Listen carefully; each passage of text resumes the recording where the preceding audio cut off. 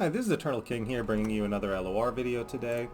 So I've been really busy with work lately, and I want to apologize for that. A lot of companies in Canada, when they near the holiday season, they kind of just shut down. They're just like, okay, shops closed till January 1st, and they just don't want to do anything during that holiday season. But when you're, marketing director of a startup environment, it's not quite like that. It's you typically try to remain productive as much as you can right up until that point. And in fact, sometimes it can feel more like you're sprinting at that point, and that's kind of what it's been like for me. Is the week leading into our holiday lunch, our Christmas lunch celebration. That week felt very chaotic and busy. Which again, it's better than doing nothing, but it's just why I haven't uploaded in a little bit. Talking specifically about what's going on in the Eternal scene right now, I'm going to run you through what's doing well, what's not doing well, and give it to you really straight and talk about why some of the reasons I think things are shaking out that way.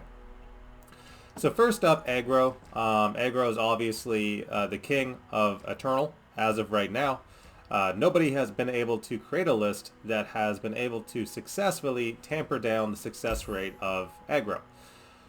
So obviously the best version of aggro is the kind that I used previously to reach top 100 masters very, very easily, and that is Ziggs Poppy or Ziggs Poppy variants. And there are variants that exist, but the fundamental way that the deck functions remains the same. It's basically your standard 12 1-drops into some value 2-drops, and then getting your opponent down into burn range and then burning them out. And that's the way that that deck works, and it works exceptionally well. And there's just nothing in the format right now that someone has been able to build that has been able to successfully reduce the win rate of this deck. It remains very high, somewhere from 68% or 65% all the way up to 90%, 100%, depending on the player who's piloting it. It does not lose.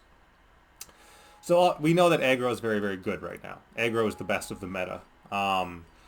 Coming up next, it'd probably be something like, in terms of control, your best control option is probably Seraphine Temple, right? So Seraphine Temple, if you don't know the way that that deck functions, is basically a lot of chumpers, and then it's a lot of pings. So it's a lot of cheap random spells, and it's a lot of cheap chumpers, and that's the way that that deck works. And then you play Temple, and then you refill your hand with more pings and more chumpers.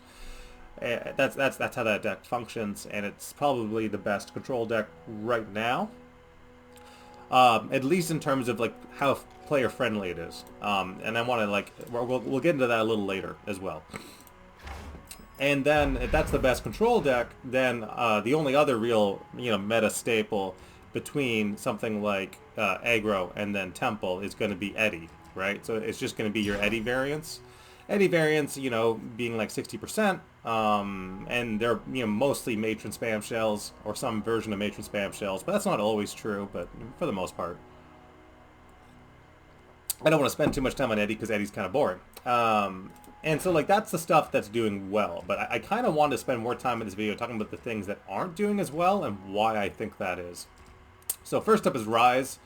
The version of Rise people are playing right now is doing very, very poorly, exceptionally poorly, just like in general. Part of it is because Rise is a hard deck to pilot, and part of it is because they removed my version of Rise from Runeterra AR and then replaced it with Jank. And why? I don't know why you would do that. The version that's running right now, my version was winning like 50% and only really struggled into Azir Aurelia, and that was it. And then the version that's running right now only wins like 45, 46% and doesn't really win into anything. And so that is the thing with Rise and combo decks in general, is that you really need to be careful to pick your matchups. You need to understand your matchups. And if you don't pick your matchups and understand your matchups, then you're not really going to win any of your matchups, because Rise can't cover all the bases at once without sacrificing win rate. That's just the way Rise has always been. So again, in terms of Rise, if you want to play Rise at a 50% win rate and have it be climbing viable, I recommend you either use my version or you use the version that was originally run by Majin Bay. Either of those are going to be superior to what you're going to see on Runeterra AR right now. So spell-based control decks that are not temple focused are not doing well. So that's one of the big conclusions we can draw. And part of it is because those decks are hard to play. They're exceptionally hard to play. The other big one is Darkness, right? So Darkness kind of showing a similar win rate to Rise. And it is 100% a spell-based control deck that needs to choose the kind of games it wants to win with its card selection. And if it doesn't choose the game it wants to win, it's choosing to lose. That's just the way Darkness is. So it is a combo deck, though, because like the way that Darkness works is you basically hit your opponent's creatures a whole bunch, and then you hit their face to kill them. So like there's at least a little bit of combo interaction there. So this deck is not winning at all. But again, like there's no reason why that's the case, because you're in Shadow Isles, and Shadow Isles has so much tech and so many spells that if you choose to play them, you can increase your chance to win in certain situations if you are smart. It's like playing Anivia. It's like you can't say that Anivia is a bad deck, because Anivia can basically run all of the Shadow Isles spells and can potentially steal wins by being different or by being weird or by just running the right tech. So I would never come out and be like, oh, Anivia is a bad deck. Same thing with Darkness. I can't say that Darkness is a bad deck. It's just like you're either playing it, right for the micro meta, or you're not, and then you're going to lose. Talking about other things that are doing badly, it is Deep. So again, the perfect Deep shell just kind of not existing yet for Eternal, has not existed for a while. That being said, I don't think Deep's that bad. I think Majin Bay also used to be famous for playing some Deep in Eternal now and then in the extended card format, and like he actually had a version that did okay. So like I don't think Deep is unplayable.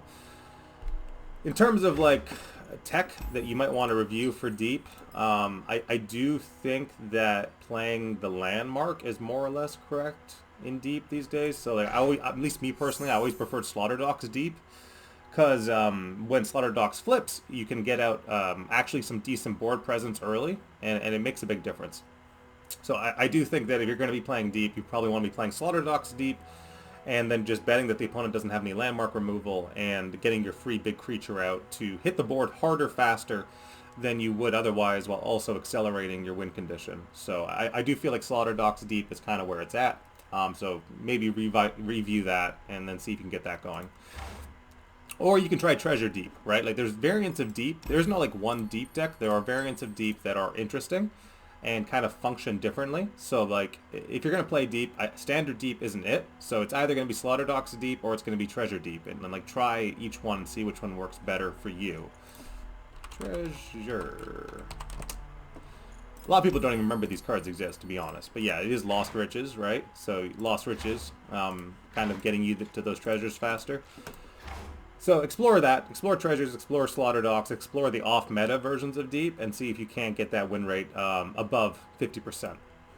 Other decks that aren't doing really well, so that's like dedicated spell control is kind of failing, so like Rise, probably Anivia, definitely Darkness, and then otherwise we have like traditional midrange is also doing very bad in Eternal right now. So basically just like Ash, LeBlanc, traditional midrange. And I'm going to extend that out to Yetis as well, because Yetis is kind of the exact same deck. So like traditional midrange without any real additional value is not doing very well. Gangplank Sejuani is still like 55%, because Gangplank Sejuani, as we've talked about, is the best version of traditional turbo midrange. But there are other versions that can't even hit, like above 50%. And it is stuff like LeBlanc, Ash, Frostbite. But that's kind of the main stuff I want to talk about. Is just like, okay, so mid-range is doing bad. Combo spell-based lists are doing bad, or just combo decks in general. You can include Deep in there as like kind of a mid-range combo-y deck. So combo is bad.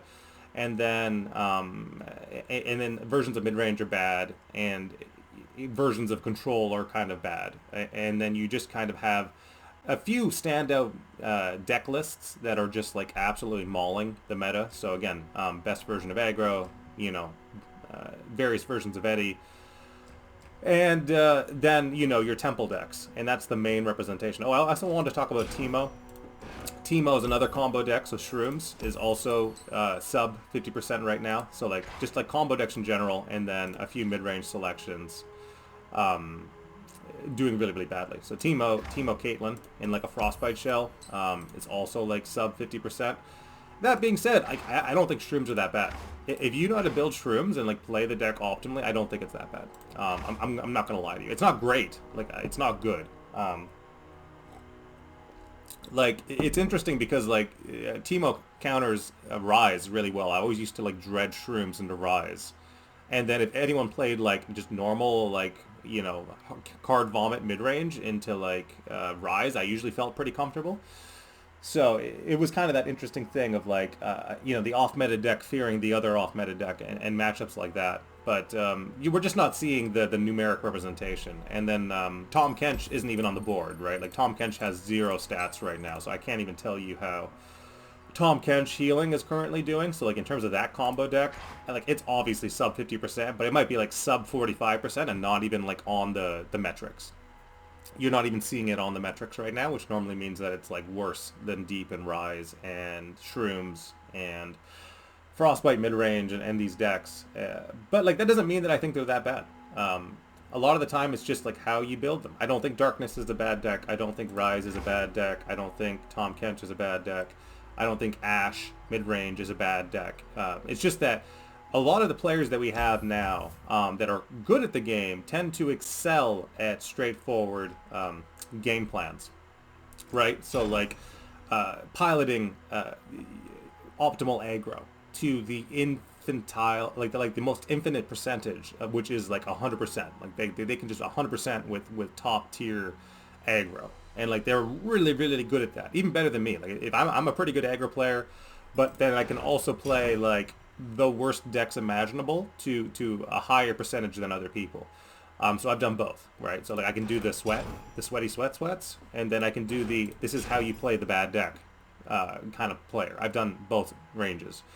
And I like being able to do both because it's fun for me. I want to know what is the most competitive deck in the format, which is the deck that I played before to top 100 Masters, which is of course Ziggs Poppy, and then I want to know what is the least competitive deck, which is currently Rise, and also not even like my version. My version's better. But you know, there are some standouts, like good old-fashioned Emp Army is still representing that really nice middle range between like the sweatiest deck and then the least sweaty deck. So like 58% for Emp Army is still really nice. I still really enjoy Azir Aurelia. I don't think that it's a bad deck at all. But, you know, there are certain considerations in terms of how it plays that I run Emp Army very different than other people run Emp Army. And I think there are versions, like I think there are mistakes that you can make running Emp Army very, very easily in terms of piloting. First big mistake is realizing that Emp Army is a combo deck.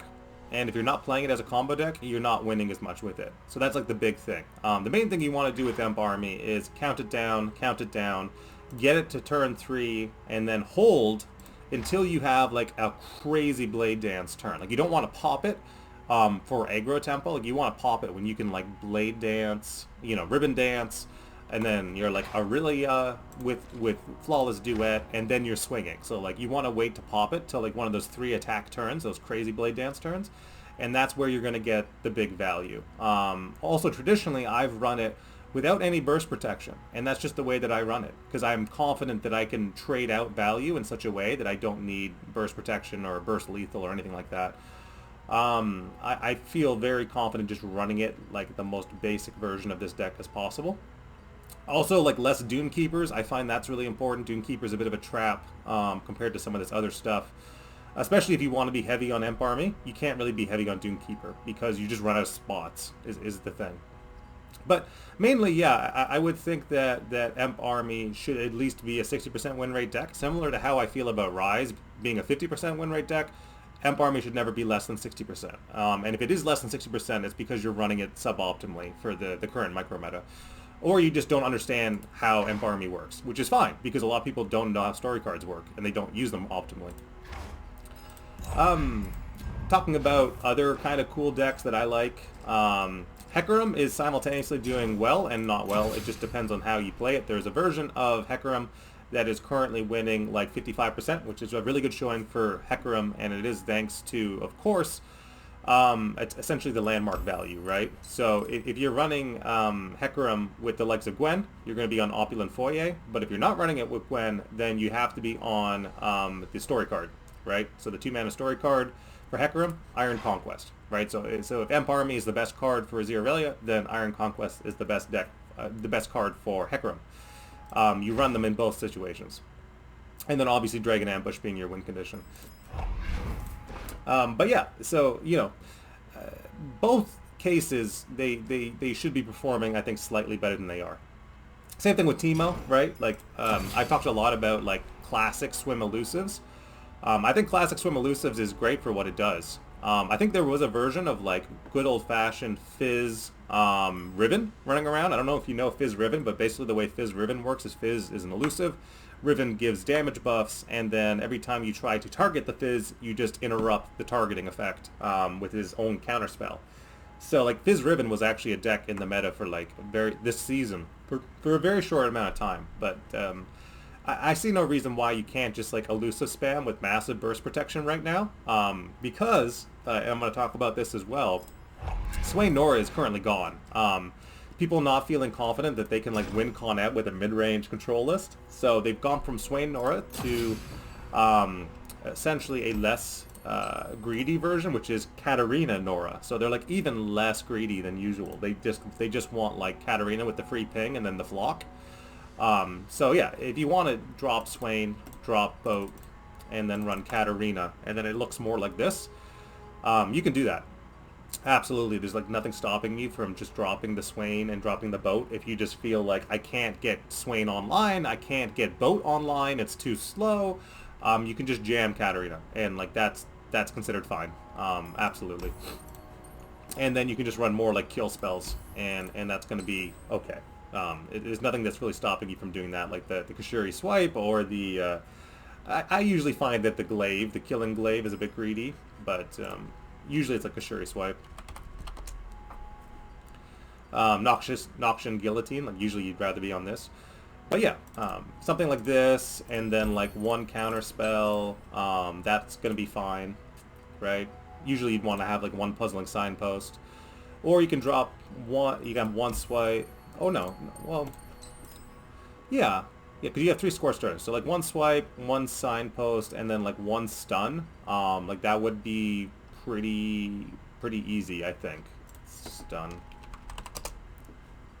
One wallop, right? So just, like, one wallop, one swipe, one signpost, and, like, I think that's good. Like, that's good for a control list in terms of, like, you know, replacing Swain Nora with Swain Katarina. You just won't have, like, a win con. Like, that's the only thing, is like, you will literally not have a win condition in the deck anymore if you do that. But it is faster into the likes of the aggro matchup, right? Because Katarina is always going to give you a ping, and then that ping can always translate into a flock or something else, or demand an answer from your opponent, or whatever the case may be. It's just a little bit faster than getting Swain online. But again, no win con. Definitely no win con in this case. I guess, yeah, you'd have the 2 swipes. Swipey, swipe, 2 swipes. So you can use that as, like, a Mystic Shot, or you can use it as, like, hard removal. Then you have the wall up and the Puzzling Signpost and blah, blah, blah, blah. Alternative, if you don't want to do this, you can go a little heavier on your 6th slot, and then you can just have, like, Dragon in there. You could literally just be, like, 3 Enraged Fire Spitters, and, like, that would be fine as well. And then you just drop the swipes and the wall up, and basically this, right? And you just have the 1 signpost, and, like, that's fine too. If you just want to do Fire Spitter Broadmain, that's fine. That is absolutely fine if that's how you want to do it. But again, people not having a lot of experience with spell-based control lists, and increasingly they just want it to be as low to the ground as possible. That's kind of the trend with control right now, is, like, take Swain Nora and turn into Katarina Nora. Take Temple decks with win conditions and then make them Seraphine decks, where it's just, like, cheap pings, cheap chumpers, slam Temple. That's the stuff that's doing well right now in terms of control. And it is just, like, an answer to, like, oh my god, aggro is so fast right now. I don't think aggro's that fast right now. It's not any different than it's been any other season, but there aren't players left in LOR that understand control sufficiently to win against aggro reliably. And that's just like factually true. I'm not like making that up. There's just there is control is less control-y than it can be, right? So like you won't see like, okay, I'm gonna run avalanches, I'm gonna run blighted ravines, I'm gonna run the box, I'm gonna run withering whale, I'm gonna run all these like dedicated control cards. That stuff's just gone. That stuff is like 100% gone. It's mostly fast jumpers, fast pings, and that's all I can manage in terms of playing as control. Meanwhile, like the really kind of cool control decks, or the control combo decks like Darkness and Rise, the spell-based control stuff, it's just fallen off a cliff. It's sub, 45% or sub 50%. It's fallen off a cliff because people just don't get it. They just have no concept of how to do it. And it is picking a lane, right? Like it's always been picking a lane. I will, again, maybe I'll reattach my OG Rise list back in, and you guys can play around with it. But it's always, you can see that I run mine exceptionally chumper light, very, very chumper light. And that's really the only thing I particularly care about, is having spell-based answers to everything. Gruesome Theater, when the opponent plays a high-value 2-drop, and basically why you want to do that is you play Gruesome Theater into Ziggs Poppy, and hopefully they're playing a 2-drop and not 2 1-drops. You kind of luck out a little bit there. And what that means is that by turn 3, you'll have 4 spell mana banked, so you can develop the ping landmark. So you bounce on tempo, they're a 2-drop, and then you develop the ping landmark on 3, and that actually lets you survive. It's the only play that Rise has that will allow you to survive somewhat into an aggro matchup. So bounce, ping landmark, and then heal through some of the damage. Usually it's Rise on 4. So it's bounce, ping landmark on 3, Rise on 4, and then you just do Rise stuff. That's how that goes. If you want to know, that's like the only optimal way to play Rise into aggro. Bounce, ping landmark on 3, Rise on 4. It's the only play you have. Nothing else really matters. Just so you know. And then after that, it's just like a lot of healing, a lot of stall, things of that nature are going to help quite a bit.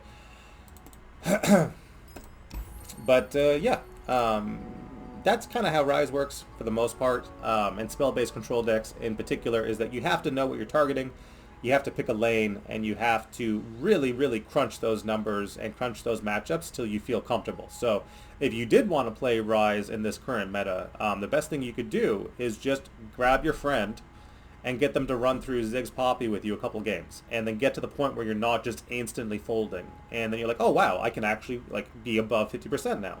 If you don't do that, then you have bad Rise lists that aren't even worth thinking about. Alright, this is Eternal King signing out. I think this again, every Eternal ladder season is better than Standard. Like, even when you have things like aggro overperforming because there's no one left in the meta that knows how to counter stuff. There's no one left in the play space that knows how to counter anything anymore. Like, they just don't know. They build for the mass, they build for like the widest possible meta, but there's no like Mogwais left that are like, oh, I'm going to build for that deck. I have to counter that deck. And like that's how I come from deck building, is that like you want to keep in mind what is succeeding right now and build against that. For example, Thresh Nasus is at 55%, and like that's really low for Thresh Nasus. Thresh Nasus should be winning 60% into Ziggs Poppy. Like I've said this before and I'll say it again.